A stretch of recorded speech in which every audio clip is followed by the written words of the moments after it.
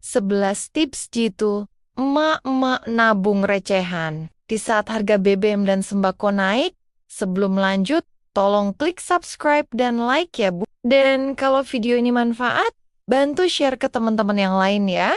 Nah, sekarang kita lanjut. Wah, ketemu lagi nih Bu. Semoga sehat dan gembira terus semua ya. Ibu-ibu apa kabar nih perasaan? Baru kemarin kita belanja pakai uang merah. Sekarang kok uang merahnya sudah kayak sulap ya? Cepat banget hilangnya. Apalagi harga bensin sama minyak goreng lagi hobi banget.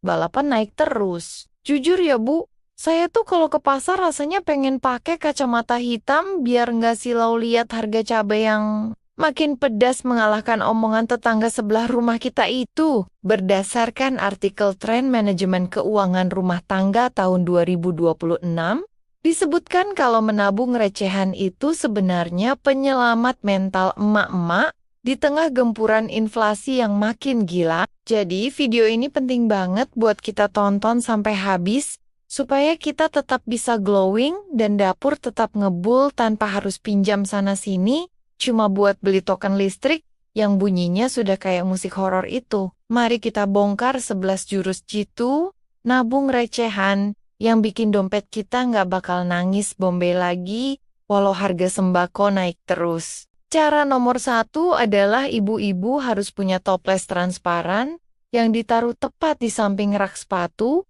supaya setiap pulang belanja sisa kembalian 500 atau 1.000 rupiah, langsung terjun bebas ke sana. Jangan remehkan uang receh ya Bu, karena kalau dikumpulkan setahun itu, bisa buat beli daster baru yang bahannya adem banget, sampai bikin suami betah di rumah. Kadang kita suka malas bawa recehan karena berat di dompet.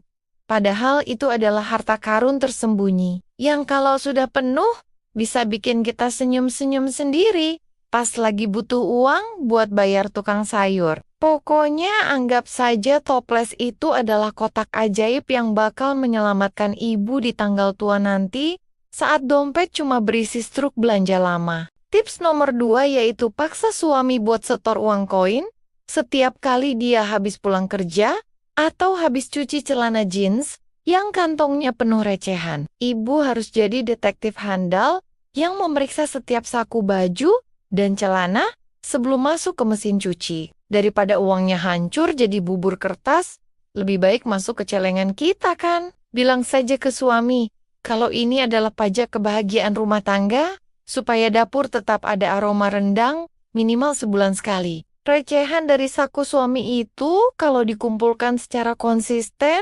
hasilnya lumayan banget buat tambahan beli gas LPG yang harganya sekarang suka bikin kita istighfar berkali-kali. Lanjut ke nomor 3. Ibu-ibu bisa coba trik nabung sesuai warna uang. Misalnya setiap kali dapat uang 2.000 rupiah, yang warnanya abu-abu monyet itu langsung dipisahkan. Jangan dipakai buat bayar parkir dulu ya Bu. Mending pakai uang logam saja. Kalau buat parkir mah supaya uang 2.000-an ini bisa terkumpul banyak. Bayangkan, kalau sehari dapat 5 lembar saja, dalam sebulan kita sudah punya uang tambahan 60.000 rupiah yang sangat berarti buat stok sabun cuci piring. Ini adalah cara paling seru, karena kita jadi punya misi khusus setiap kali melihat uang warna tertentu di dalam dompet kita yang mulai menipis itu. Nomor 4 adalah kurangi jajan kopi kekinian yang harganya setara dengan 3 liter beras kualitas super di pasar tradisional kita. Lebih baik ibu bikin kopi sendiri di rumah. Lalu sisa uang yang harusnya buat beli kopi itu dimasukkan ke dalam kaleng bekas biskuit yang sudah dicuci bersih. Rasanya mungkin beda sedikit, tapi tabungan ibu bakal jauh lebih manis daripada gula tambahan di kopi mahal yang cuma menang di kemasan doang. Uang 30.000 rupiah yang hemat itu kalau dikalikan 10 hari sudah bisa buat beli ayam potong 2 ekor untuk makan besar sekeluarga di hari Minggu. Cara nomor 5, buatlah tantangan menabung tanggal cantik atau tanggal muda, di mana setiap tanggal 1 ibu simpan 1.000, lalu tanggal 2 simpan 2.000, begitu seterusnya. Memang butuh disiplin tingkat tinggi, kayak lagi nungguin anak pulang sekolah. Tapi hasilnya pasti memuaskan banget pas akhir bulan tiba. Kalau sudah sampai tanggal 30 mungkin agak berat. Tapi ingatlah wajah anak-anak yang butuh buku tulis baru atau sepatu baru yang sudah bolong alasnya. Tantangan ini bikin kita belajar kalau menabung itu soal konsistensi. Bukan soal seberapa besar nominal yang kita masukkan ke dalam lubang celengan setiap harinya. Lanjut, nomor 6. Ibu-ibu jangan buang botol air mineral bekas, tapi jadikan itu wadah menabung. Uang 500-an logam yang warnanya kuning mengkilap itu. Kalau satu botol besar penuh uang logam itu, beratnya bisa bikin tangan pegal, tapi nilainya bisa sampai ratusan ribu rupiah loh. Bu, ini adalah tabungan paling aman, karena pencuri pun malas bawa botol seberat itu. Kalau mau ambil uang kita di rumah, kita bisa ajak anak-anak juga buat ikut memasukkan koin ke botol, supaya mereka tahu kalau cari uang itu harus dikumpulkan sedikit demi sedikit dengan penuh kesabaran. Tips nomor 7, setiap kali ada promo, beli satu gratis satu di supermarket, uang selisih harganya jangan dipakai buat belanja yang lain, tapi langsung tabung. Misalnya ibu beli detergen yang lagi diskon Rp5.000. Nah, uang Rp5.000 itu langsung masukkan ke kantong khusus tabungan rahasia emak-emak. Seringkali kita merasa untung karena dapat diskon, padahal uangnya malah habis buat beli camilan yang bikin timbangan badan makin geser ke kanan. Dengan cara ini, ibu benar-benar merasakan manfaat nyata dari setiap promo yang ibu kejar sampai antre panjang di kasir itu. Nomor 8 adalah manfaatkan uang kembalian dari minimarket yang biasanya ditawari buat donasi.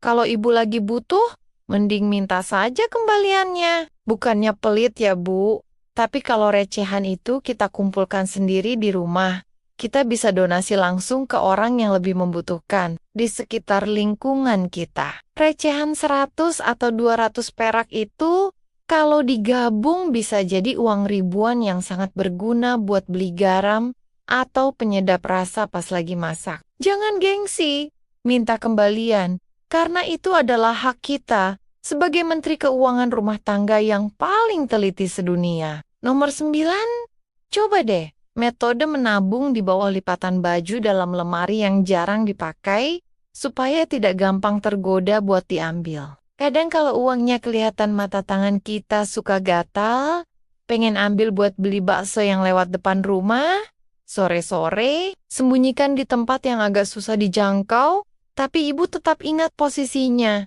supaya tidak hilang pas lagi beres-beres rumah secara besar-besaran. Cara kuno ini sebenarnya sangat efektif buat kita yang tipe orangnya sulit menahan nafsu belanja kalau lihat uang nganggur di atas meja rias. Cara nomor 10 adalah buat grup nabung bareng sama teman-teman pengajian atau tetangga, tapi versinya recehan saja, bukan arisan besar yang bikin pusing. Setiap kumpul bisa setor Rp5.000. Lalu nanti di akhir tahun kita bongkar bareng buat beli daging persiapan lebaran atau liburan tipis-tipis. Kebersamaan itu bikin kita lebih semangat nabung, karena ada perasaan tidak mau kalah sama ibu-ibu lainnya yang tabungannya makin gemuk. Selain dapat uang, kita juga dapat pahala silaturahmi sambil berbagi resep masakan irit yang rasanya tetap bintang 5, meskipun harga bahan bakunya lagi melambung. Terakhir nomor 11 adalah niatkan tabungan receh ini untuk dana darurat kecil-kecilan, supaya saat ada keperluan mendesak ibu, tidak perlu panik luar biasa. Misalnya tiba-tiba anak minta uang buat tugas kelompok atau iuran sekolah, yang dadakan ibu tinggal buka saja celengan rahasia yang sudah disiapkan itu. Ketenangan hati seorang ibu saat punya pegangan, uang itu tidak bisa dibayar pakai apapun. Apalagi di tengah kondisi ekonomi yang tidak menentu seperti sekarang. Jadi mulailah dari sekarang. Jangan tunggu besok, karena Rp1.000 hari ini adalah penyelamat harga diri kita di masa depan nanti. Nah, ibu-ibu semua, dari 11 cara tadi, sebenarnya kuncinya cuma satu.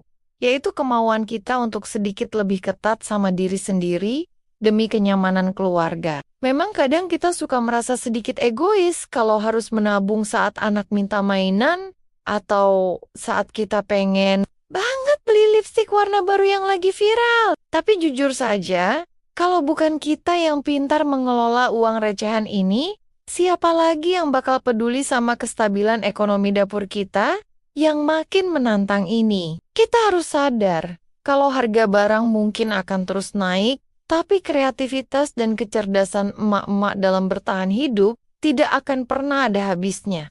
Mari kita tetap optimis dan jangan menyerah dengan keadaan.